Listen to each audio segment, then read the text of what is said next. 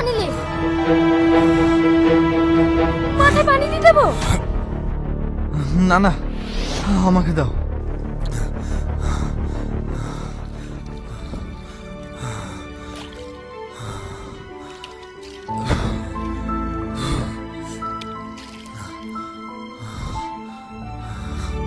আপনার বাড়ি কোথায়? কোথায় যাবেন? এখন কেমন লাগছে আপনার?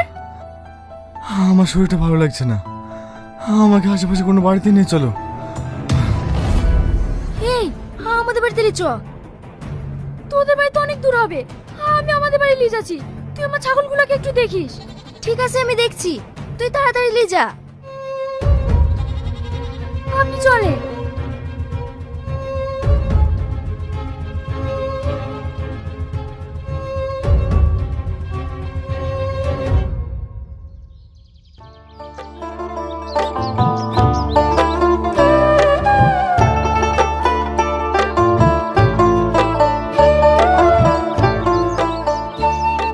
ওষুধটা খেলেন?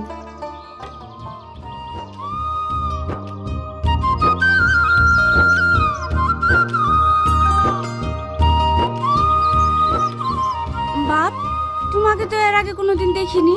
তোমার বাড়ি কোথায়? আমার বাড়ি কলকাতায়, আমি বিডিও অফিসে চাকরি করি। এখানে নতুন পোস্টিং হয়েছে, তাই আপনাদের গ্রামে বাড়ি ভাড়ার জন্য এসেছি। তুমি আমাদের গ্রামে বাড়ি ভাড়ার জন্য এসেছো?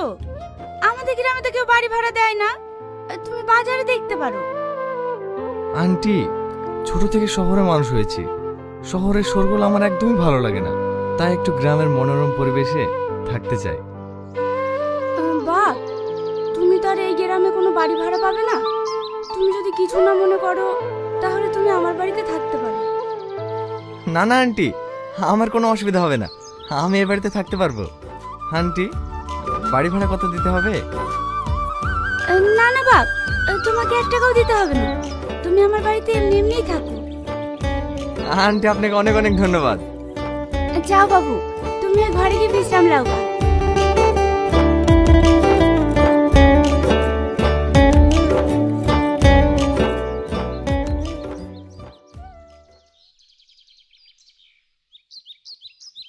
ছাগল ম্যাডাম, দাঁড়াও, আমাকেও নিয়ে চলো। কি ব্যাপার, আপনি আবার মাঠে চলে এসেছেন? আপনাকে আসতে মানা করিনি? কি করবো বলো, বাড়িতে বসে থাকতে ভালো লাগে না, তাই ভাবলাম খোলা আকাশের নিচে তোমার সঙ্গে ছাগল চড়াবো আর গল্প করবো।